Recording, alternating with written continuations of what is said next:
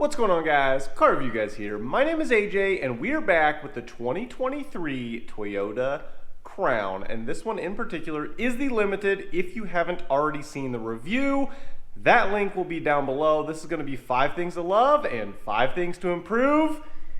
And we have a little bit of a different setting. We are in the garage today because it is windy and the lighting is a little bit better in here, so trying to give you guys the best quality. Without further ado, let's go ahead and start with the 5 things to improve. Let's roll.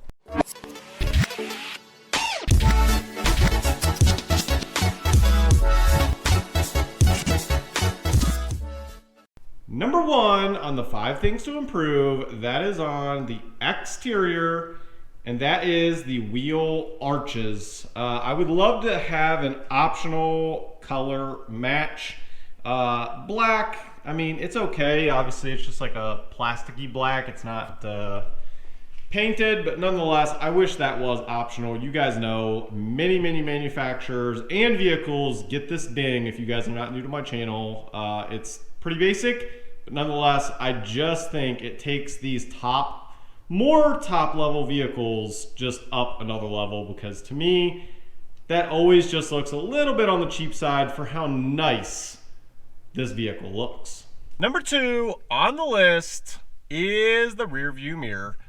This vehicle, of course, even on the Platinum, this is the limited, you cannot get a digital rear view mirror. It does have the home link underneath, but it does not have the digital mirror. So keep that in mind. Again, not a big deal. It's something small, but with how nice the interior is, I feel like that certainly should be an option to upgrade to it. Number 3 on the list is out in front of us, optional heads-up display.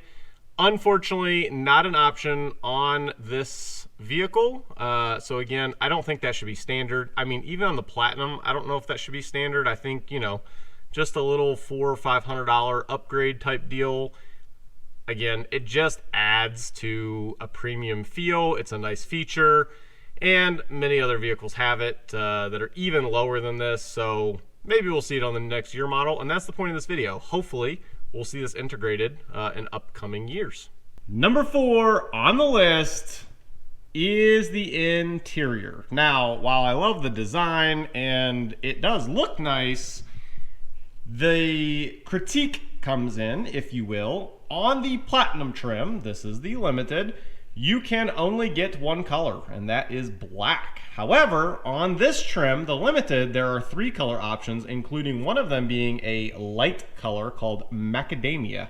So I wish all of those colors you could get even on the Platinum. I mean, just seems kind of silly, right? You go up in price, but then you have limited options. Like, I don't know, it's just a little bit strange. Hopefully in future year models, we will see that, because for me, if I were buying this vehicle, I would want a lighter colored interior, and personally, I would go for the Platinum, but I cannot have the light color interior with the Platinum, at least not yet.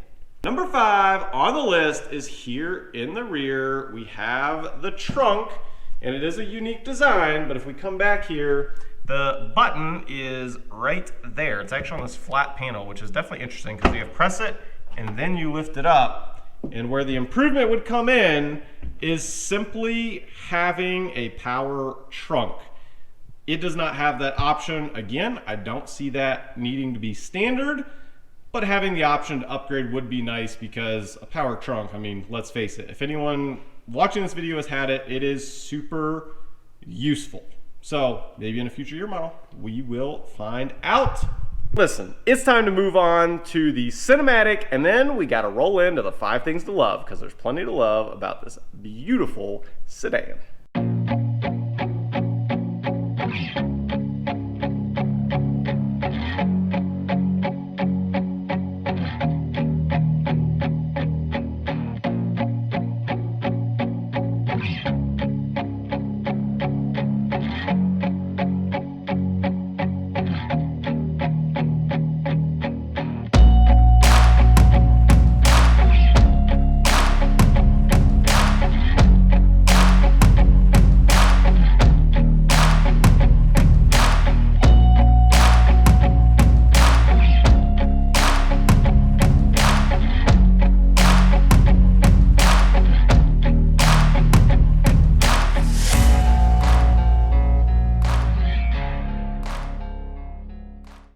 1 on the 5 things to love is right here. The headlamps on this are so wicked bright. I unfortunately do not have a nighttime view. Again, even on camera, it just genuinely does not pick up like it does in person.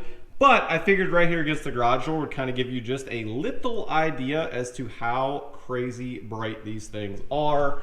And they are quad beam, which you can see right there. 1, 2, 3, 4. I'll take it over just a little bit more. I mean, they are wicked bright. They look nice out on the road.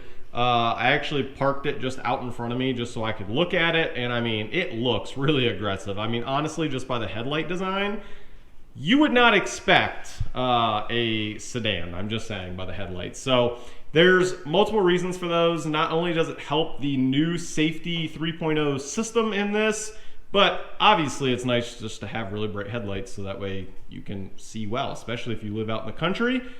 Those will come in handy.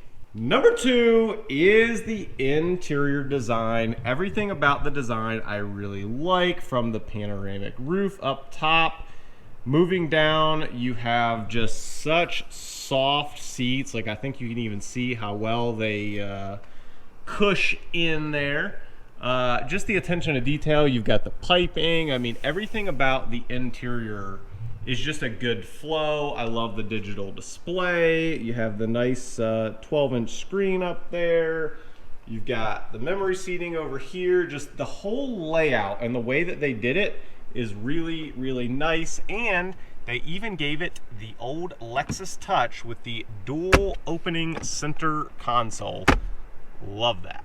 Number 3 on the list is all of the tech, which we've got the memory seating. Stepping inside, again, you have the now all full digital display in the center for your instrument cluster. Heated seats, cooled seats, which you can see is on. Heated steering wheel, dual zone climate. You've got the new vertical, which goes apart with the design, my last point.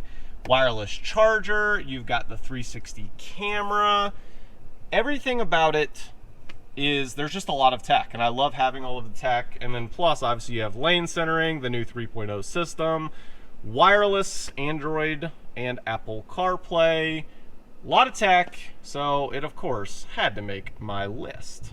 Number 4 on the list, and we're just gonna show it with the badge. Very simply, it is all-wheel drive. That is a huge bonus for a sedan. Obviously, you guys may or may not know, just a few years ago, there were not very many sedans on the road that offered all-wheel drive, especially for a hybrid. So to be able to have a hybrid mixed with all-wheel drive, I think it's a really good combination. Even if, like here, I live in Arizona, I prefer it because there is monsoon season, which is just a boat ton of rain, and having that all-wheel drive just makes life that much better. Number 5 on the list is, unsurprisingly, the gas mileage. I mean, it has to pair with point number 4, with it being all-wheel drive, but with getting all-wheel drive, still having a 0 to 60 at around 7.6 seconds, you're looking at a combined average of around 41 mpgs. 41 with all-wheel drive, and it is a full sedan. I don't care what you typers are gonna say, that is good. You can compare it in the industry. That is really, really good. So of course, you guys know the drill. It had to make this list on the 5 things to love. That is going to wrap up today's video. Again, this is not the full review. If you want the full review, link is down below. Go check it out. We do the full thing, including the drive. This is just a down and dirty on this beautiful sedan. If you guys have any questions, just comment down below. I'm happy to answer them. If I don't know, I will reach out to the Toyota rep and I will get you guys an answer. Please like, please subscribe, and as always, I'll catch you guys on the next one. Peace.